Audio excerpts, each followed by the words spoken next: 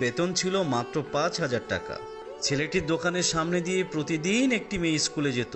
মেয়েটি ছিল পর্দাশীল, যদিও তার মুখটি প্রায় খোলা থাকত। একদিন হঠাৎ ছেলেটির নজর পড়ল মেয়েটির দিকে। এভাবে বেশ কদিন যাওয়ার পর একদিন মেয়েটি বুঝতে পারল ছেলেটি তাকে লক্ষ্য করে।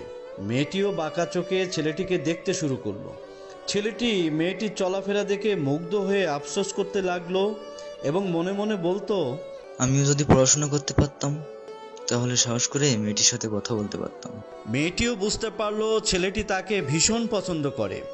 তাই একদিন মেয়েটি ছেলেটির দোকানের পাশে দাঁড়িয়ে রইল।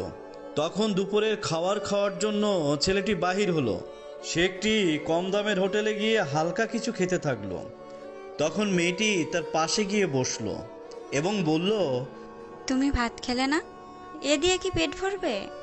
তখন ছেলেটি মেয়েটিকে দেখে অবাক হয়ে গেল।